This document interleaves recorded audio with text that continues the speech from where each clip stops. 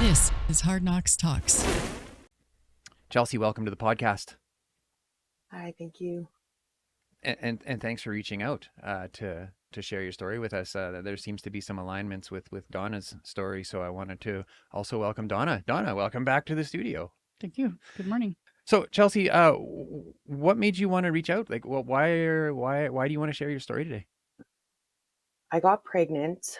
This was in 2016, and I was with my daughter's dad for a few years, and ended up having my daughter. Her name's Annabella.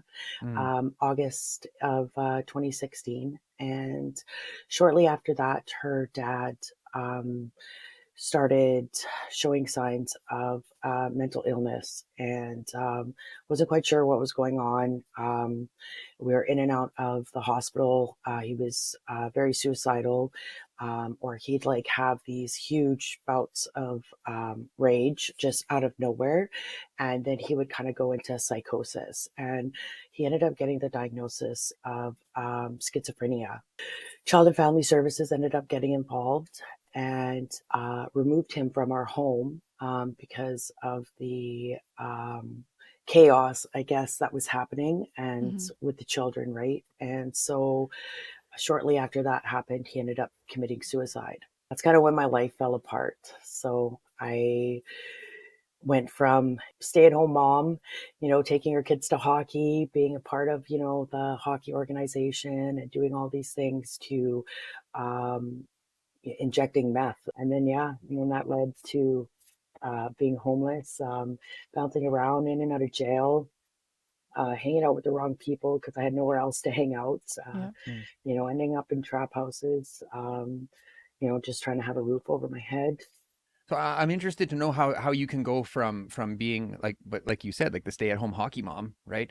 Were drugs in your peripheral at all up until that point? Like what did that look like? How did that No, make its way in? like I ended up losing my home because I wasn't able to go to work. He was the main income earner. So him not living in the home and struggling with his mental health, right, prior to committing suicide, we had no money coming in to pay the rent. I had a 48-hour eviction. I had to pack, I reached out to Alberta Works to help me pay so that I could, have time to find somewhere to go. I ended up 48 hours. I had to pack up my entire home and ended up in a hotel with my kids. I ended up bringing my kids to my mom's because I was like, I can't do this. Like, I'm all the way on the south side. You know what I mean? There's schools all the way on the north side. This is too much for me, right? Alberta Works cut the funding for the hotel. So I ended up going to stay at a friend's place that offered me a place to live out in Redwater. And so I went out there, and he was using drugs, right? And by that point, I was just so mentally exhausted and just, and it was like, here, do you want to smoke some of this? Sure, why not? Right. So it started off as that, and then, led to other things. So, yeah. It really illustrates, and I hope that other people appreciate like how fast that disillusion, or the what's the word here? It's like a dissolving of life and normalcy and all the things. Like, I think that sometimes people think that, there's this long lead up and that there's all these choices that lead to a person losing their home and being, homeless and, in these sort of situations. And sometimes there is. But sometimes there are just this perfect storm of events that just culminate, and you're left in this sort of state of shock. So now you're using meth. Like, tell me about like the first time that you did meth, like, and not in great detail, but like it took all the pain away. Like what did that look like? I stopped crying is what it was. Is I stopped crying, and I was able to collect myself, focus, and I felt like I was able to do the things that I needed to do in my day without having a complete and total mental breakdown. That's what sucked me in. It was that being able to function, feeling. Yeah. So when did the violence start? Obviously, the drug use led to me being in jail. And when I ended up at Fort Saskatchewan, and there at the time, they had programs that you could take, right? And me being me, I'm like, okay, well, just, I'm in here, I'm sober, might as well do something with my life, right? Don't want to come back. While I was in there, the programs they used to be co-ed. I don't know if they still are anymore. So that's where I met my son's dad. And it was like shortly after I got out that I guess he had gotten out and found me on Facebook. So we ended up meeting up, and, I go meet him that first night, and, he was he's very demanding, and at first I was kind of thrown back a little bit and whatever. And then it was every time I would go to see him, it was like the mental manipulation. So he would throw these huge fits every time I went to go leave. So I would be at home all day with my kids, right here at my mom's. And then I put the kids to bed and I would go see him at nighttime. Right. Mm. And, and then, yeah, and then I go to leave, him knowing that I would have to be home before my daughter gets up, right? Because I still have to get her up and make her breakfast and do all these things that are expected of me. And he would throw these huge fits, like huge temper tantrums, like threatening to commit suicide, and, accusing me of cheating on him when I was at home with my kid, like here, just like all of this stuff, right? And it got to the point where I stopped coming home because I mentally couldn't handle the things that he was saying and doing to me, right? Right. And then, it was, he started having weapons. So I think it was about 3 weeks into the relationship, he shot me in the head, and I ended up in the hospital. Drove myself to the hospital, and that was a attempted like murder suicide. So he was sitting beside me in the bathroom because I wanted to leave and go because he was being verbally abusive, right? And so he calls me into the bathroom.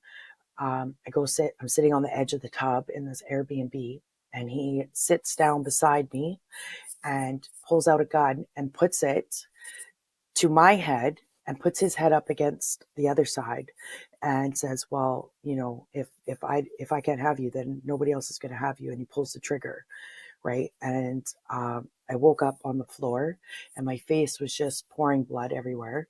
And I grabbed a tea towel, I grabbed the keys, I walked out the door and went to the hospital. And yeah, I was like the very first real like physical abuse, and then I went back, and I don't know why I went back. How the heck did you survive that? I don't know. It blew open the side of my face. I have a fracture that goes up like this and then up. Um, but yeah, even when I walked into the room, like walked into Raw Alex, and this is like around COVID time, right? And so I have the tea towel on my face, and you know, um, of course they're like, we need to ask you these questions, like how are you? And I looked at them and I just kind of pulled the towel away, and I was like, I think I was shot in the head. And then they just rushed me into the room right away. Mm-hmm. Right. And I had a whole room full of like nurses and doctors. And, they're asking me questions like, do you know who you are? Do you know where you are? Do you know what the date? Like, and I'm answering all these questions. And, they're standing there looking at me like, what? Like, how is she still alive? Right. Yeah. And So not to shift the story away from you for a second, but I'm just kind of curious, like, did he sustain any injuries in that? Yeah. no, it just me. So just on this side. When you left the hospital, what were your thoughts? Like, because you mentioned that you went back, but like, what were you thinking when you realized what had happened, and now you're out of the Well, hospital? there was that whole disappointment with my family, right? So I get out of jail, I'm finally at home, and then I leave again, leave my kids there, right? Um, you know, while I was with him, I started using again because he was using, and then it was like, what do I do? Do I go home? I don't even know if I can go home. I Mm-hmm. don't like, and so I went back and I lied to, because obviously if you go in with a gunshot wound, the first thing the doctors do is call the police, right? Like it's an Yeah, automatic thing. absolutely. And so the police came, and, I just said, I don't know what happened. I don't know what happened. I don't know what happened. And then ended up going back to him. So I was released 48 hours after.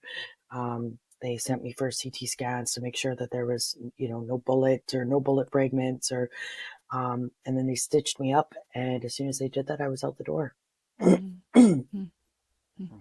So you portrayed it like a random act of violence then, you know? Yeah. And, Yeah. and like at the time, were you thinking about like, was it a protecting him or was, When you mix all of the, mental abuse that I had been going through, constantly being told, well, your family doesn't care about you. I'm Mhm. the only person that loves you. I'm the only person that's ever going to love you. Um, you know, your family's not going to take you back, right? Like those Yeah. things constantly. And then it's, the love bombing and then stuff like this, how, like, it's so confusing, Yeah. and I guess for me, it was like, I'm getting a flood of text messages like, I'm so sorry, I didn't mean to, I love you, please come back, and it'll never happen again, and I know I need to treat you better and all, right? So, Mhm. you know, And then and just you being give that into extra it. sympathetic person like you explained that you are, very caring and wear your heart on your Hmm. sleeve and different things like that. I think that makes s- us a little bit more susceptible to wanting to believe that the person Hmm. truly regrets what they've done. You know, people often like they really struggle to understand why someone in your shoes or another person who's been in a violent relationship sort of navigates it the way that they do. Trauma bonding is another thing, Mm. is I think is what they're calling it now. So what did it look like then? You went back after? What now? It was, he was very apologetic, and then the love bombing and was treating me very good, and, took care of me while I was healing from that. And then all of that. And then it just Mhm. went right back to, the mental and verbal and physical abuse. The physical abuse started getting worse. Um, yeah. Mm. And then I felt like I was just stuck. Yeah. Mm. So what's the next big thing then? What's the next big pivotal moment? Well, I ended up getting pregnant, and we're bouncing around from place to place, and ended up getting a hotel room. And so we're in this hotel room, and I was tired. I went to sleep. He went to the bar that was in the hotel room. There's like BLTs and stuff, so he went to go play. And the next day, he is like, he wakes me up out of my sleep, okay, very violently, accusing me of taking his bank card, going to the ATM and pulling money out, okay. But I was sleeping all night, like I hadn't touched his stuff, right? Mhm. But he was convinced because the charge on his card from him the night before showed up not from the night before, so it showed up on that day, right?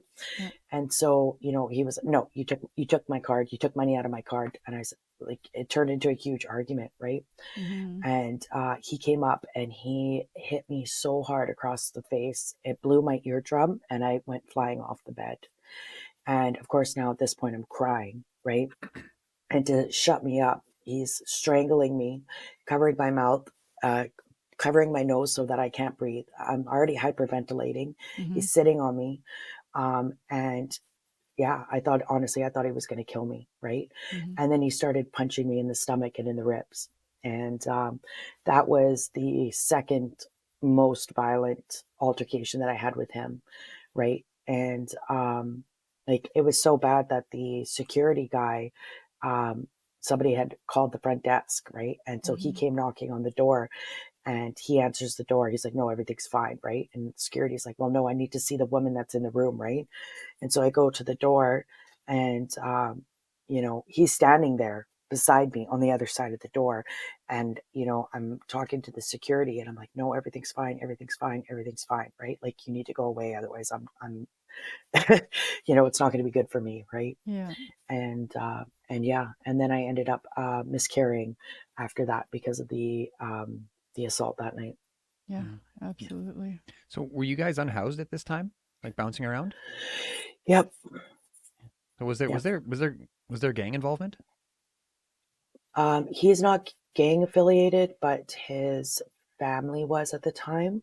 Hmm. Um, So it was a lot of, you know, we were bouncing around from like Airbnbs, hotels. And this was like, this is off of my Alberta Works money that, you know what I mean, trying to house us and all of that. And because he wasn't working, he wasn't getting any money.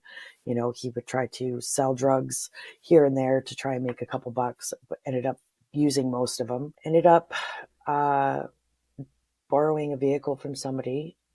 We spent a lot of time sleeping in the vehicle. Um, and yeah, it was just he would drive out into the middle of nowhere, threaten to leave me there, threaten to kill us both. Like it was just a lot of stuff like that, you know. Mhm. Didn't wanted to see who I was talking to, wouldn't allow me to talk to my friends, was monitoring my phone. There's a few times where I asked, like said that I wanted to go back home. He wouldn't take me back home. Yeah, the abuse just got worse. Like it was every day. Like it's so hard for me to sit here and recall all the things that I have gone through because like every day was something. Every day I was either I being get it. choked or strangled or hit or, verbally abused or, and Threats against your we lived with life. a sister. Yeah, abuse continues. I'm pregnant with our son. I honestly, I feel like it got worse while I was pregnant. I was strangled almost every other day. Mhm. Um, there's there's just so many incidences. Um, Eventually ended up going into labor, and I remember distinctively him getting mad at me because I needed to go to the hospital because I knew I Mm. was in labor. He had left for 2 weeks. Actually, he was hanging out with his buddy who was a drug dealer. And I called him. I said, "Listen, like I'm having contractions. You know what I mean? I'm having contractions for the last couple days. I don't know when you're coming home, but this baby is coming at some point, right?" And so eventually he ends up coming back, with some story that apparently he got pepper sprayed and, drug deal gone bad, whatever it was, right? Mhm. During my pregnancy, I was sober and, ended up going to the hospital, and he was actually getting mad at me for going to because he would use me needing to go to the hospital for some sort of pain medication for me being in labor. He was trying to turn that around and call me an addict at that point because, you know what I Mhm. mean? For this whole 9 months that I was pregnant and sober, you know what I mean? I really seen how ugly the drugs were, right? Like, at that point, I was just like, mentally, I was just done. You know what I mean? Mhm. Like, I didn't want anything to do with it anymore. It wasn't doing anything for me anymore. And so I really was watching the ugliness of the drug take a hold of him, especially when he'd be up for 3 or 4 days and then the Mhm. psychosis would hit and then, the abuse would start, right? Oh yeah. And so here's this guy, I'm in labor and he's getting mad at me because I had to go to the hospital a couple times because I couldn't handle the pain. So I go there, they give you some morphine. They're like, okay, well, you're only 3 centimeters dilated. You need to go home, right? Mhm. So then I would go home and tough it out for as long as I could. Another couple hours goes by, and it's like, okay, I need to go back. Like I can't, and then it's like, oh, you're just a drug addict, and you're only going there for the morphine, and you call me a drug addict, but look how pathetic you are, and stuff like that, right? I ended up fighting him like physically. To get out the door to go back to the hospital. When I got to the hospital, I was 9 centimeters dilated, and they Oh took wow. me right up to labor and delivery. Ended up having our son, and he was great. He was perfect. Mhm. Perfect scores across the board. It was Yeah. beautiful. And yeah, a couple days later, we bring him home, and then the abuse starts, and it's almost like he was jealous because I was spending all this time, with our newborn child, right? Like, Mhm. they require your, undivided attention all the Yeah. time, right? I can't just like, put him to sleep and then, you know, leave him to go and cater to your needs. Like Yeah. I'm tired. I just had a baby, he's only sleeping, for a couple hours. Right.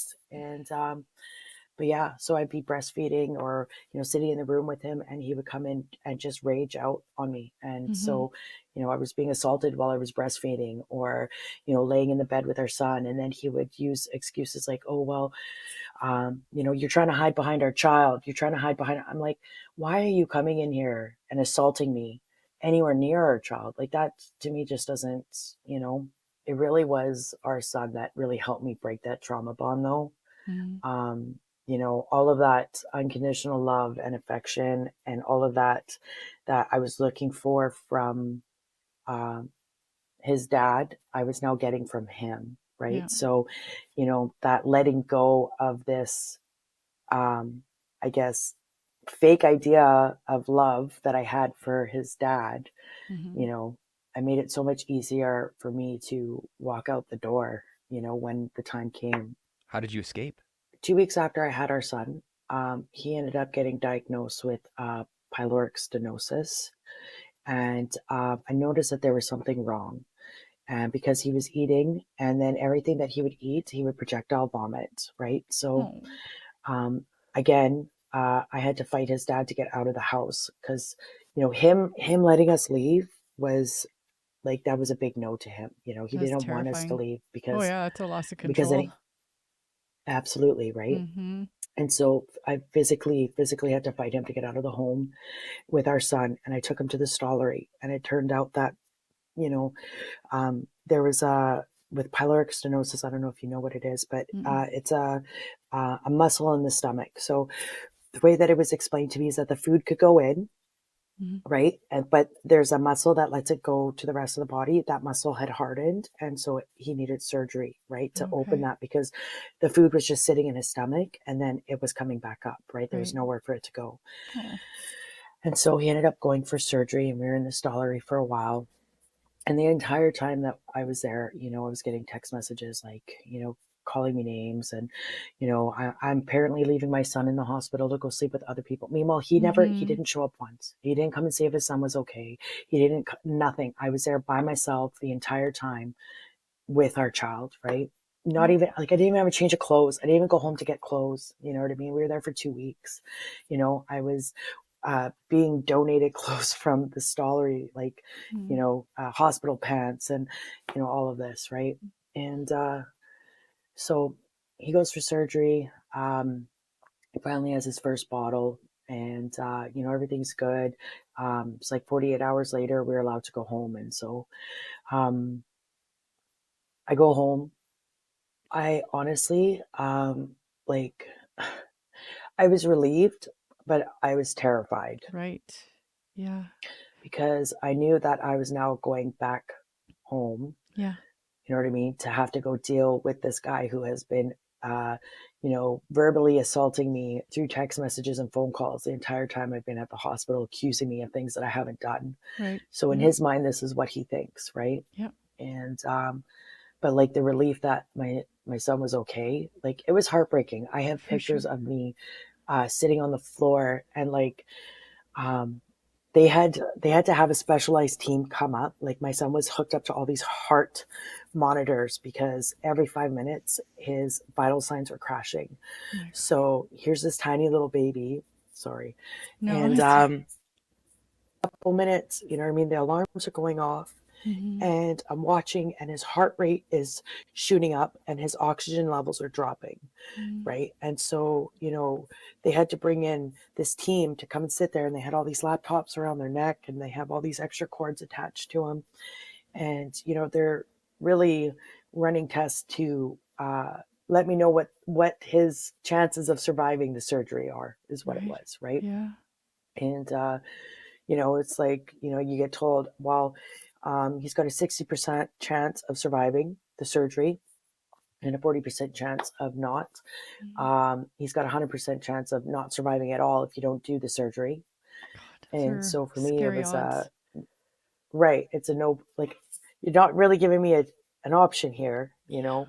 But I have pictures of me just sitting on the floor, you know what I mean, with him in my arms, and there's all these cords, you know, everywhere, and I'm just crying. Like that's all I could do Mm. was just cry because, like, Mm. And then what should be a moment of joy of I get to go home is just completely not that. and you know, like it there, and I wondered, like, should I say something? Should I tell the nurses like I don't have a safe home to go to? Like what do I do? Yeah. You know? And and then of course, you know, my biggest fear was, well, um, you know, if I do that, Child and Family Services is going to get involved, and Yep. this, here we go again, right? Yeah. And because of how horrible my last experience with them was, Yeah.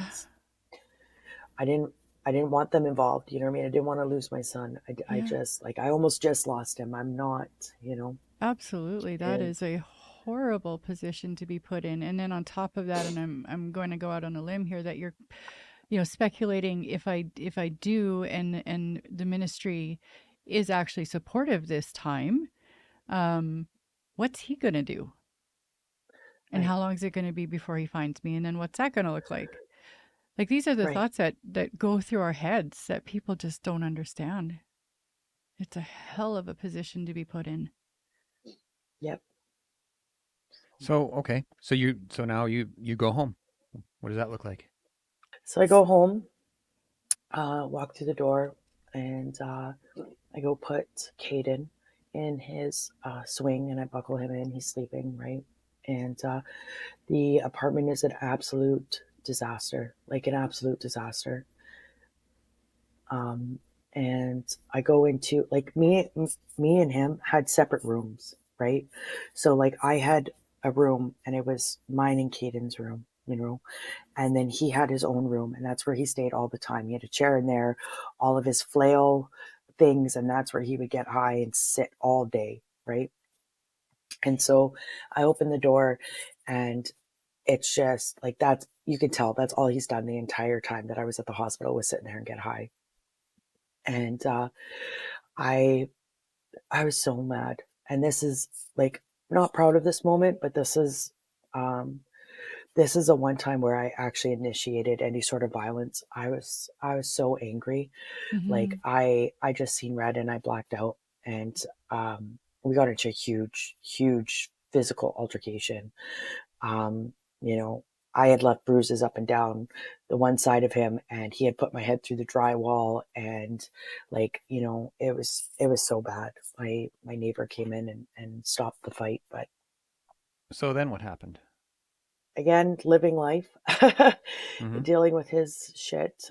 I ended up getting pregnant again, and you know, find out I'm pregnant. A couple weeks goes by, and you know, me and him get into another altercation, and he comes in, and like I just, you know, he would think that I'm sitting, like, this is where the altercations happen. So I'm sitting in the room with our son, you know what I mean, and I'm doing things with him, and I'm laying with him on the bed. I have my phone, you know what I mean. Like, he would have the baby monitors on all the time.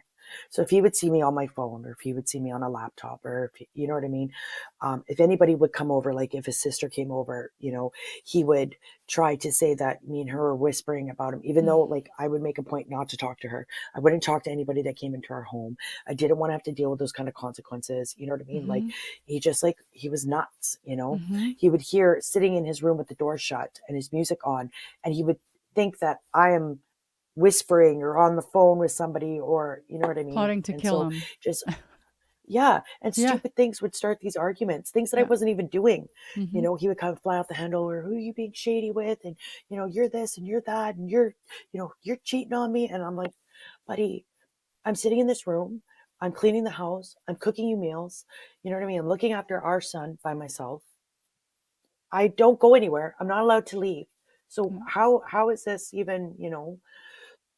And so it was just another one of those days where he came in and flew off the handle at me. He thought I was being shady on my phone, sitting in the room with our son.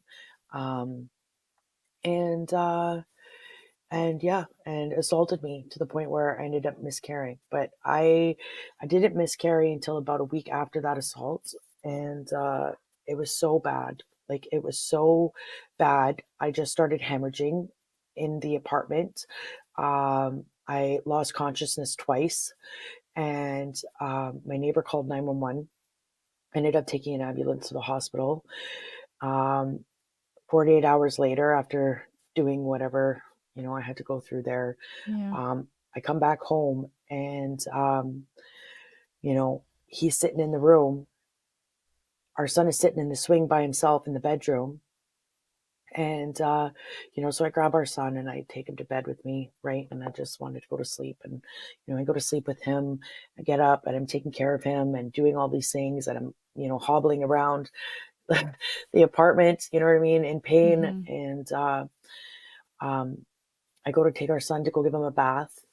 And I ended up hemorrhaging again. Like I was sitting on the toilet with the toilet seat closed, and I'm bathing our son, and I just started hemorrhaging again, right? And so now I'm calling him, and I'm like, I need you to come here, and he walks out of his room, he looks at me, I'm like, I need you to get our son out of the bath, like the water's drained, can you please come get him? He rolls his eyes at me and he goes back into his room. Right. And I'm so angry and I'm so upset. Like, I need some help. You know what I mean? Like Mm-hmm. I'm bleeding all over the floor. Like you can see it. There's a huge puddle on the floor. I need you to come and get your son out of the bath because I can't do this. And so I'm yelling at him, like, how can you do this? How can you treat your child like this? So he comes out, comes into the bathroom, picks him up, grabs a towel, turns around, smacks me off of the toilet. Okay. And takes him and goes into the room. So I'm laying on the floor and I'm crying hysterically because, like, you know what I mean? I'm just like, I'm so defeated at Absolutely. that point. Like, Yeah. you put me through all of this. You've been putting me through all of this.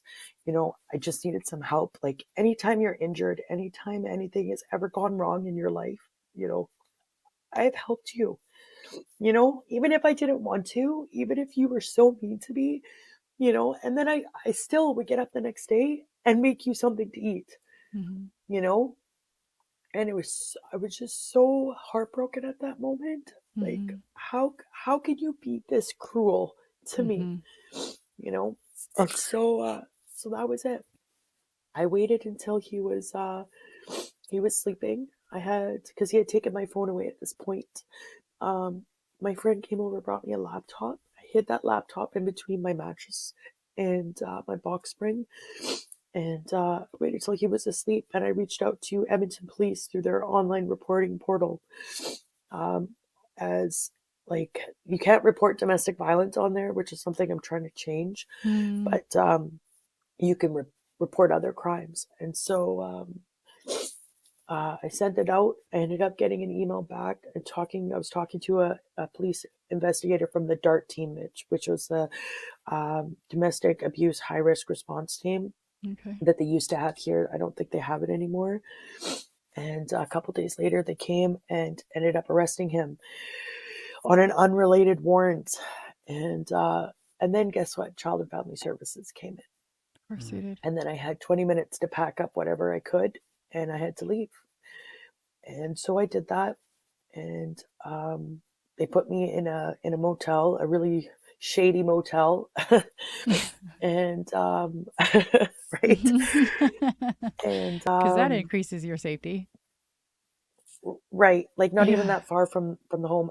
I had to pay out of pocket for it for the first week. They weren't even paying for it. I had to pay. Jesus. The women's shelters were full, so I had nowhere to go, Mm-hmm. and yeah, and so I paid for the first week. I finally got through to Alberta Works. They paid for the second week. They said that they would extend again for as long as I needed. I just needed to let them know. So when I called to ask for an extension, they said they weren't going to extend it and left me homeless with my son Mm-hmm. out on the street, not far from our apartment, in an area that he goes around. You know what I mean? And Mm-hmm. I got a hold of another program, Jordan's principal, and because my son is status.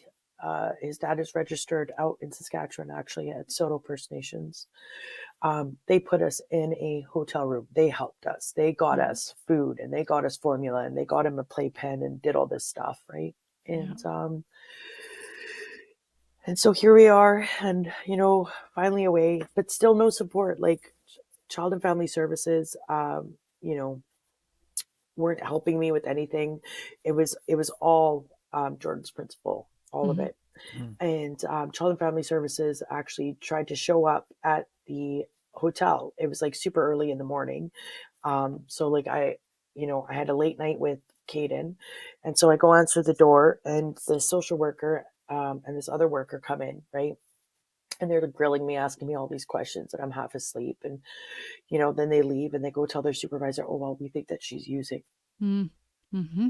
What are you talking about? You know, like you literally woke me up. You know what I mean? I've been up on and off, with the newborn all night. And like, what are you talking about? Like, I'm not, like, send me for drug testing. Like, I'll gladly go. You know what I mean? Mm-hmm.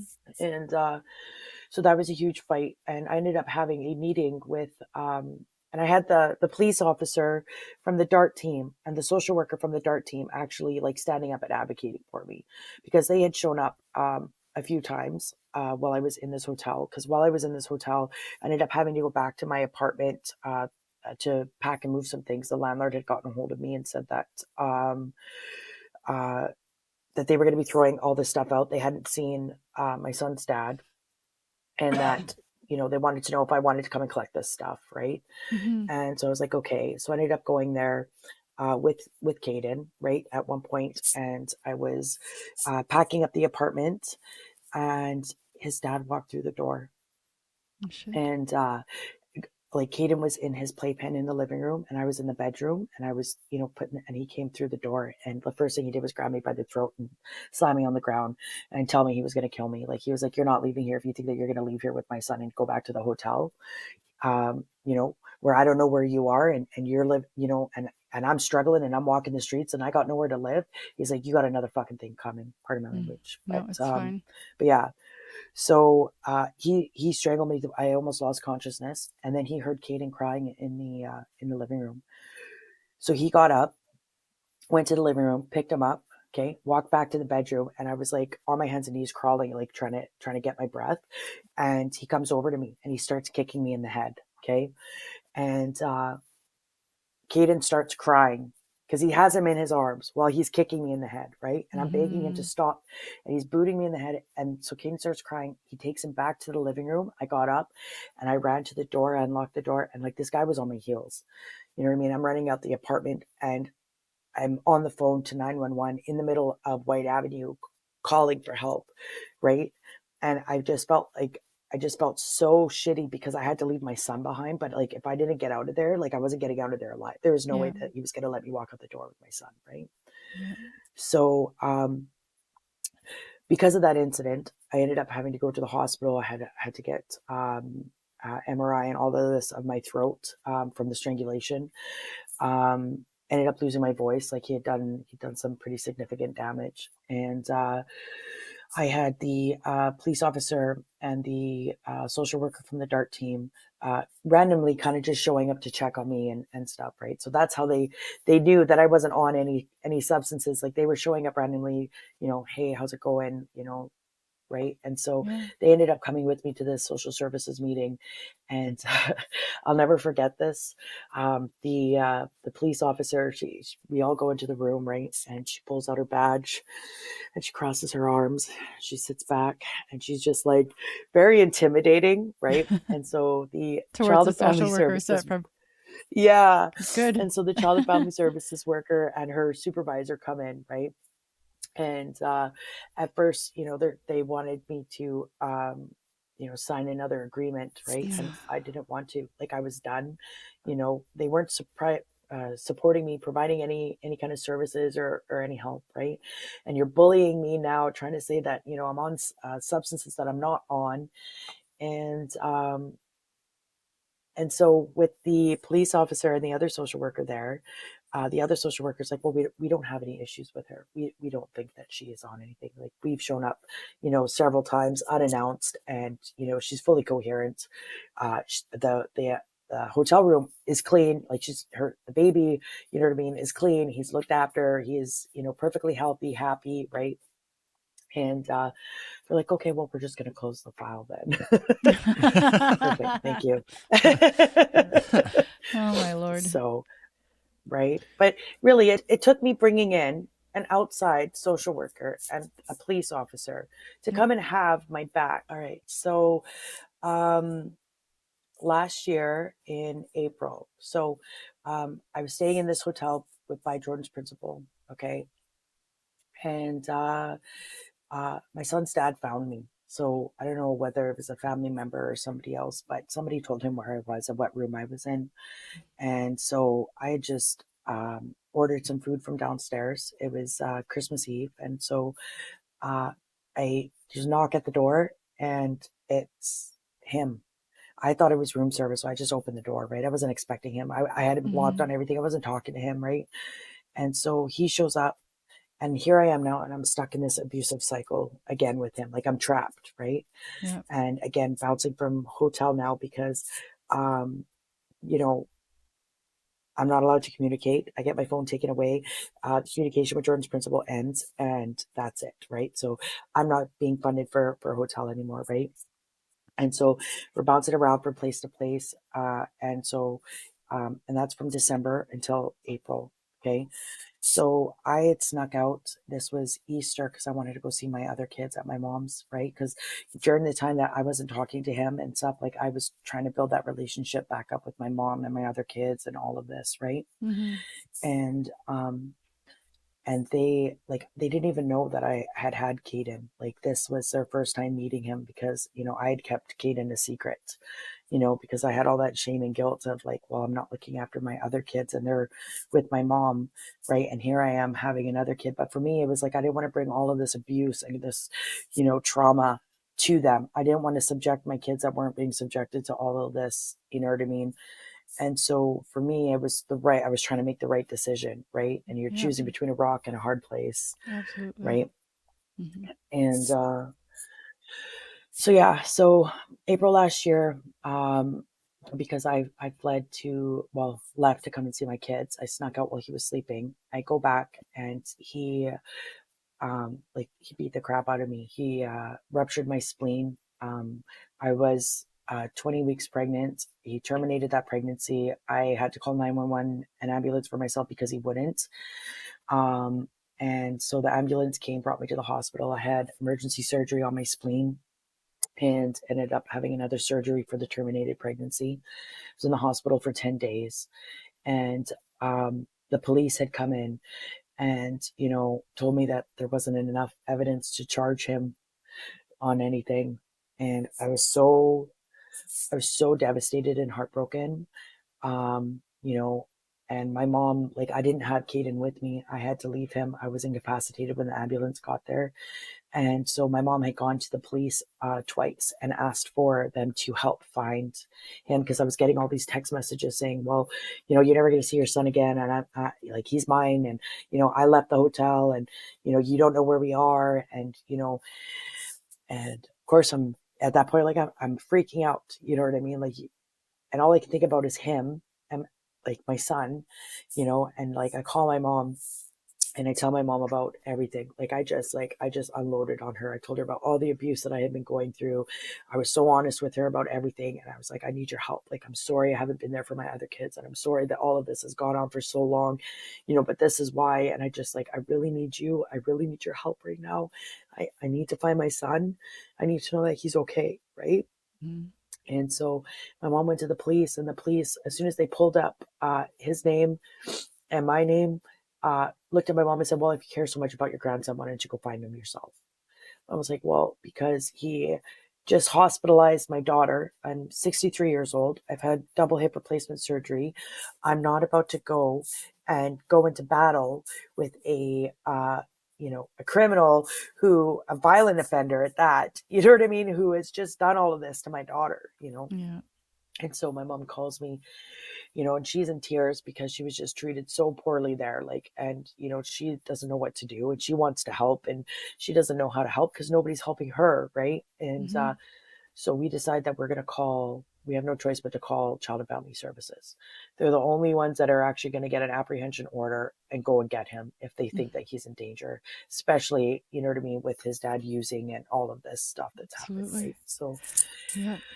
again, as a last resort, we called Child and Family Services. And within 24 hours, they got an apprehension order, and went and picked my son up. It was about 2 o'clock in the morning. 5 o'clock in the morning, my phone starts blowing up, and it's his dad. He starts to go off. I hang up the phone. I call the carts police officer, and I'm like, I don't know what is going on. Like, my phone is going, like, he's losing it. And she's like, that's because at 2 o'clock this morning, we found your son, we got him, and we brought him to your mom's, right? And I was so relieved. I think that's the first time I actually felt absolute relief through Mm-hmm. that whole situation. And yeah, so um, I get out of the hospital, and 3 days after I get out of the hospital, Child and Family Services comes into my home, tells me I have to leave. If I want my son to stay with my mom, that I have to leave. I'm a danger to my child. Mm. So I had to leave. I spent 3 months in another shady motel while recovering from surgery and all of this, fighting for custody of my son.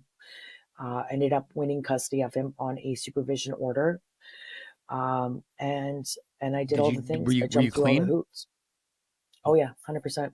I was begging them to send me for drug testing. I was begging them. Yeah. Like I fought so hard. Like here I am and I'm sitting in this motel for 3 months, and man, I could have, Mm-hmm. I had people offering me drugs. I did Narcan somebody at the bus shelter across, like right in front of the hotel, Hmm. and I was begging them. I was like, please just because I wanted to do the big fuck you to them. Yeah. Like I really Yeah. did, because I was so tired of it at this Yeah. point. Parenting in the Storm is a 2-day experiential retreat style workshop Donna and I created based on our own lived experiences with parenting through addiction, child apprehension, family court, and the long road back to trust and connection. It's a space for parents or caregivers in or seeking recovery who want to rebuild communication, peace, and hope with their partner or co parent and model healthy relationships for their children. We don't come as clinicians. We come as parents who've walked that path and are finding our way back. If you want more information or would like to bring Parenting in the Storm to your community or organization, or even if you'd like to make a donation so we can bring this to more parents, all that information is in the show notes below. Wellness News Choice for Healthy Living is a local resource that works to connect people to health and wellness related products, services, and expert advice from industry professionals, locally allowing us to connect and engage. Check out wellnessnews.ca or skwellnesshub.ca today to learn more. If you want to support the channel, there are a few ways.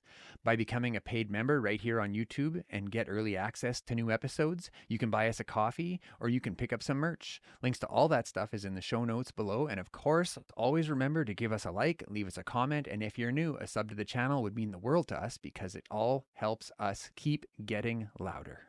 Like, so you got sober. Like, what worked Yeah. for you? Like, was it just completely fear based or resentment based, or did you find some tools along the way? I mean, Donna could go off for hours about the way that she found some really potent meditations on YouTube, and she really leaned into the philosophy of it all, and that's what helped her. So what helped you? I was so sick and tired of the life.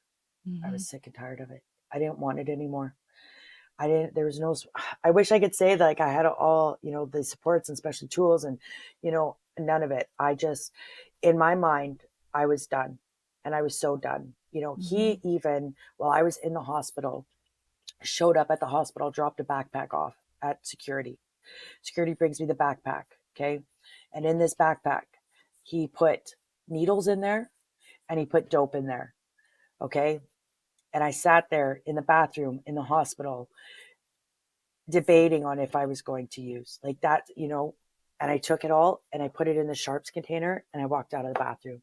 And that was like my turning point. Like at that point, I was like, no, like I'm not doing this anymore. I'm not giving this asshole any reason to be able to, go to Child and Family and be like, oh well, she's using, because I know that I had been sober, and I knew that if at that point if I was to be drug tested, it would come out clean. So I wasn't about to give him the power to be able to go to the courts and get my son taken away from me. I wasn't Mm-hmm. about to give, you know what I mean, that to anybody. Like I was so determined to stay sober and to get my kids back and to show everybody like I'm not, this neglectful parent and whatever that, everybody thought that I was. Like I made the choices I did because I was fearful of, my children being affected. But yeah, it was a mental mindset for me. Like I just had enough. I wasn't doing it anymore. Yeah. It absolutely does come down to that mindset, Yeah. and it's so hard to explain it in depth, right? Because how do you explain it? It's just something that shifts in your brain and you go, I'm fuck this shit, I am done, Yeah. right? 100%. And like on the one hand, it sounds so simple. Oh, you just got to change your mindset, right? And you see memes to that nature and you hear people Yeah. talking about, oh, it's a mindset thing and all this stuff. And it's a choice thing. But I think that until you've actually experienced that, not Yeah. unlike many other things, like, it's so hard to understand. But it's just that hard shift. So now you're away. This is it. You're done with him. This is the end. This is the end. So Okay. I'm done with him. I got custody of all my kids back. I got custody of my daughter back. I got custody of my son back. And I when you're sober, okay, you notice you notice things happening around you better. You know what I mean? Like you're more aware of, I want to say, your surroundings and the things that are going on. Okay, because you're not your judgment is not clouded. So Mm-hmm. Don't get me wrong, I still was struggling with child and family service. I jumped through all their hoops. I went to parenting and psychological assessments. Like I got myself into these, okay? Like it was court ordered through my supervision order, but I was like, I am not, like, I'm leaving the ball in their court. I'm not giving them the opportunity to do anything, right? So Mm-hmm. in the court papers, it's like, you need to do this, this, this, this, and this. And I was like, boom, I got home and I was like, okay, I called this place, did this, set up for this. Like I was, Mm-hmm. and so I did all of that. Every 2 weeks, I would have them come into my home though to tell me what a piece of shit parent I was and how I was a Mm-hmm. danger to my child, and reiterate the danger statements. Okay, and it was hard. You know what I mean? Like I'm still dealing with this, trauma and all of this, right? And then somebody call me, what a shitty person you are all the time, but I just kept trucking. Just every day was a new day. Every day was a new day, right? And Mm-hmm. um, so still the police hadn't pressed charges, hadn't done an interview, hadn't done any of that. And it's, So he's still I out got there. custody of my son and yo, yeah, yeah, Okay. yeah. Okay. Wait till I get to that. For many of us, those court orders and these expectations, they look like control. But Yeah. you took the power. You took the Yes. power and you said, I'm doing this because I'm not going to Yeah. give you the power. Absolutely. Yes. Absolutely. Beautiful. 100%. Yes. Yeah, because then they had nothing to say. All they could do was come in and talk about their danger statement, Yeah. because everything that they had put on there I had already done, and not them. They hadn't done anything. I did that. Yeah. Right. So I was like, so yeah. So it was June 7th that I got that supervision order. Okay. August comes and it's my daughter's birthday. And so me and my mom were decorating, okay, and we're doing this huge tiki themed birthday, and we've got all the decorations out and stuff, and it's 11:30 at night. We're going out to have a cigarette, and there's like these salamanders crawling all over our front lawn, okay, like I'm like thousands. There was thousands of salamanders, okay, and like so I'm walking around, I'm filling up a bucket, I'm putting them in there. I'm like, okay, my parents' house backs onto a man-made lake.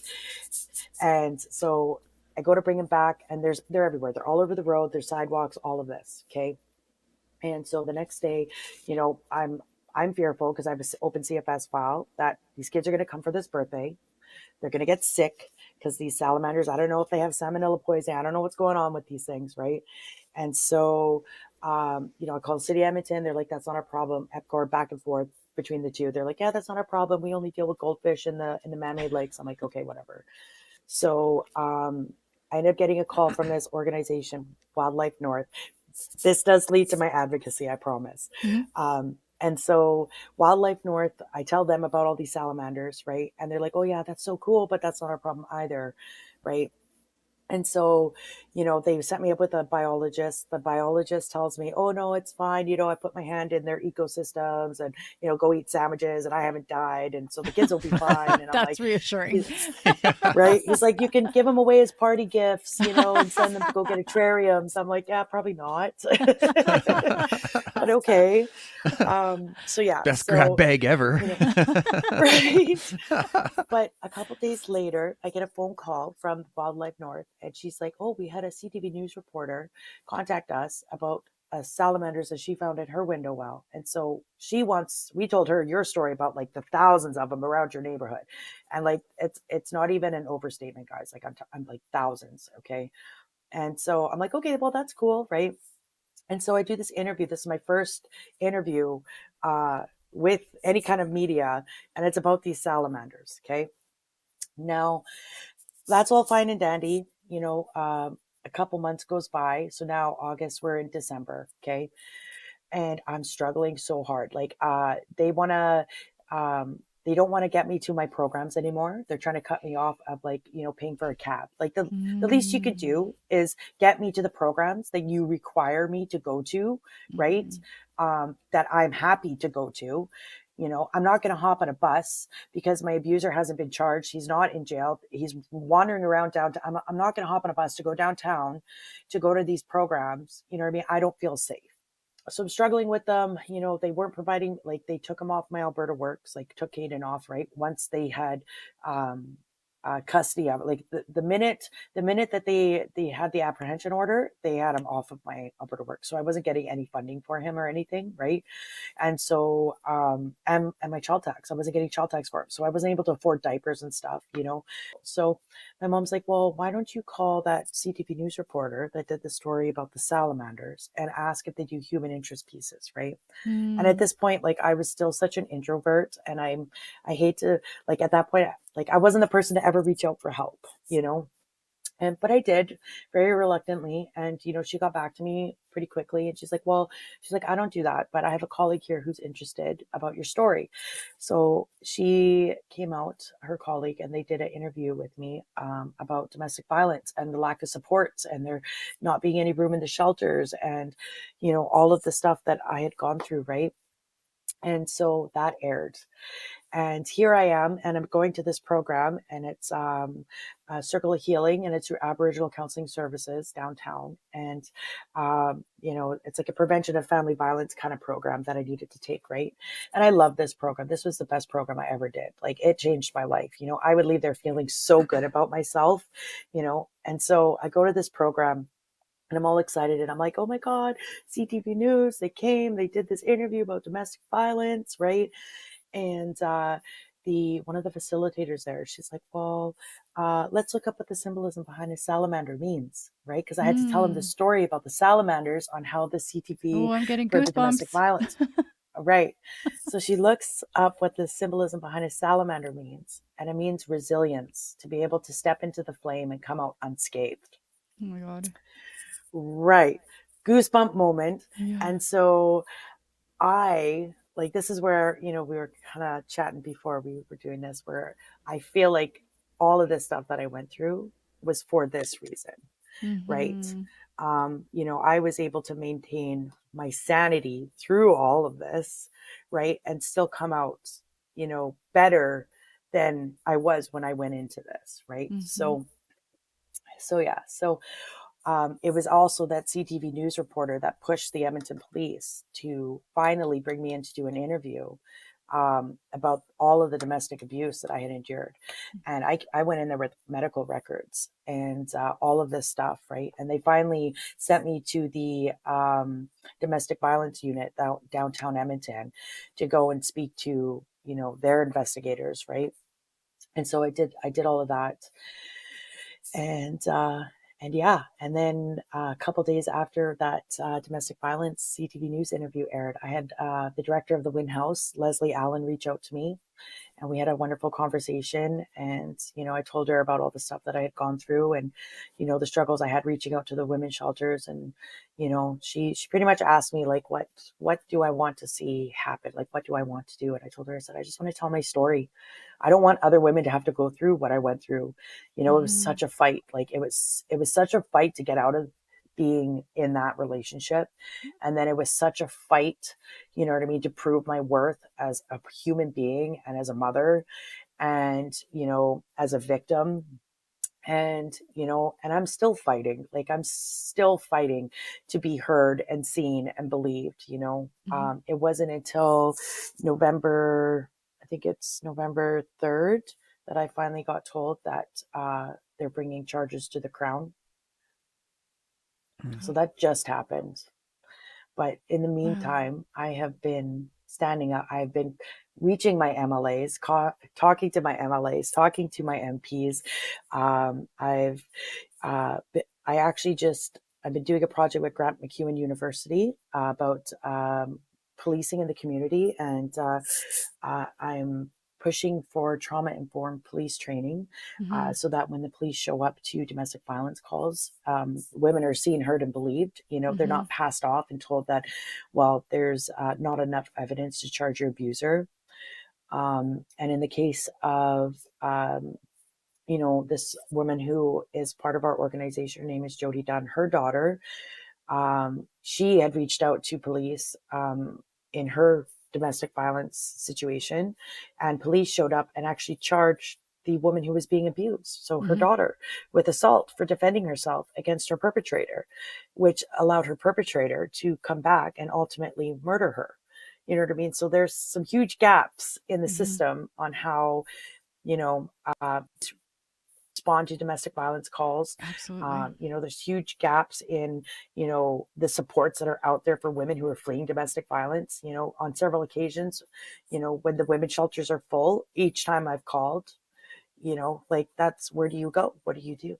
Right. Yep. So, Yep. And it's yeah. all of those factors that keeps women stuck and keeps women Yes. afraid to even try to get away. And like a lot of people who've never experienced it or don't have that, you know, intimate understanding, it seems so simple. Like, why don't you just leave? Right. You know, I personally hate when I hear, especially back then, why don't you just? It's like, well, clearly you do Yeah. not understand the full all the nuances of the situation. But women who are stuck in it, Yeah. in particular, they know the nuances. They heard the statistics. They understand that a lot of times, you know, somebody will plead out and get a reduced charge, Yeah. and Yeah. then that actually enables the abuser. It validates that the justice system isn't going to do anything Yeah. to them. Yeah. So yeah, I profoundly appreciate the work that you're doing. It's so desperately needed. I know that there are a few other organizations that are doing some advocacy around changing, like anti-stalking laws and different things like that, because Yeah. there's so much reform needed on all of those fronts. I think I sent you the link to one of my Edmonton Journal articles. So I went up and spoke in front of the Edmonton Police Commission. Okay. Hmm. If you haven't received, I'll send them to you. Please do. But I've had two articles run within the course of like 2 months in the Edmonton Journal. And I struggle too. I really do. Am I doing the right thing? Do people really care about what I have to say? Is my story going to actually create change? Like, it's a lot of work and it's a lot of disappointment, especially, for me, because like I feel so passionately about this, and I really just want to help. I truly, that's what I want to do. Hmm. Um, and I get a lot of doors shut in my face, or I get a lot of, oh well, that sounds great, yeah, we'll talk to you, or we'll do this, and and then it's crickets, right? And Hmm. so I've had, since those articles ran with my story, I've had women reaching out to me through my website. And like, my organization is so brand new. Like, we're not physically providing services right now. The biggest thing I'm doing right now is advocating, and I'm advocating for systematic reform. Hmm. I really want to start fixing things at the root causes and not creating band-aid fixes that all of these other organizations already have established, right? Hmm. The biggest thing for them is they need more funding to provide more supports, right? Yep. So Sure. I've had Please do. women reach out to me on my website, okay, who just read my story and made it big enough difference in their lives that they felt like they could come forward with their story. Mm-hmm. And these women have volunteered their time to be a part of this project with Grant MacEwan about trauma informed police training reform.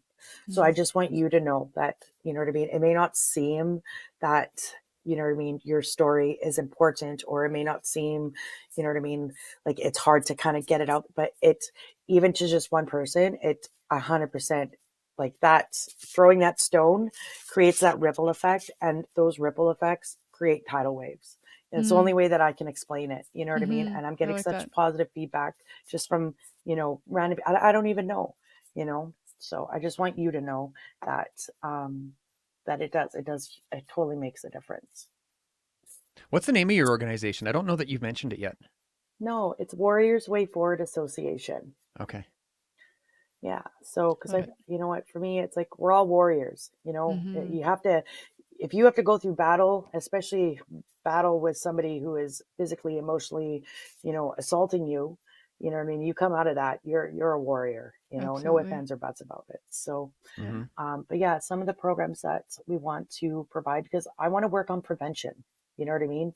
Mhm. So some of those preventative measures are like providing proper education and awareness about domestic violence, and it also, like, not with just survivors, but with those that are incarcerated and the perpetrators. You know what I mean? I do understand that not everybody is like my abuser, a narcissistic psychopath, who I feel like could never be rehabilitated. But you know what I mean? I know that a lot of, it's generational abuse. You know what I mean? A lot of it is, um, you know, circumstances beyond what they could control, right? You're Mhm. growing up without a dad. You're growing up with no positive role models in your life. You don't know how to have that relationship with your children or your child's mom.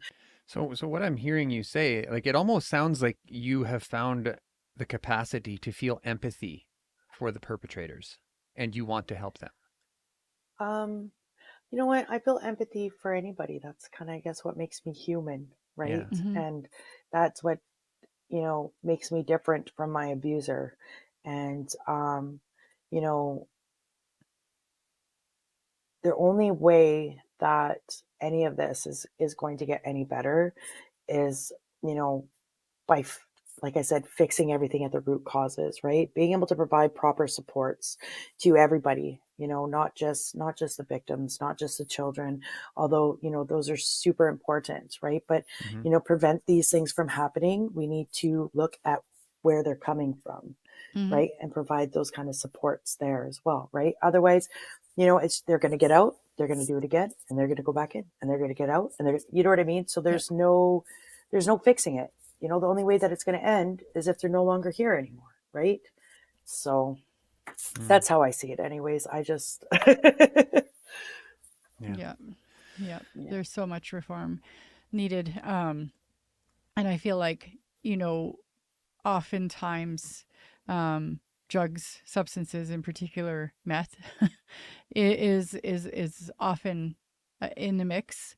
And then there's that element of heavily institutionalized, you know. right, And right, so not only, you know, is there that sort of reprogramming, shall we call it, but there are reforms that need to happen within the yeah, just like in the carceral system in how inmates yes, are treated, and yes, there's just so much work to be done there. Well, in the systemic change that needs to happen just based on your experiences, your personal experiences with the system, Chelsea. Like Mm-hmm. mhm, there is so many things that fell short, that went wrong, that were misunderstood, that like Yeah. and maybe the people that are working within the confinements of those systems, they don't know what to do because they've only been educated as far as the system will educate them, Mm-hmm. right? right, So we're working with personal bias, we're working with confirmation bias. Like they're looking to protect the child, so in their eyes they're looking for every little wrong thing instead of looking at every little yeah, right thing, Mm-hmm. yeah, so anyways. Well, and that's right in policy as well. Mhm. And so I know, you know, a small caveat that not all ministry workers are, you know, um, some of them will kind of work a little bit around those policy and outside of those frameworks to be a little bit more empathetic and whatever. But unfortunately, it would seem that the large majority are Yeah. basically what you experienced, Chelsea. I do wonder, you know, for anybody who would be listening to this and would want to support the work that you're doing, hmm how can people do that? So you can go to our website, www.warriorswayforward.ca. There's a donate button. It'll take you to our GoFundMe. Right now we're in the building stages, so all the kind of support that we can get.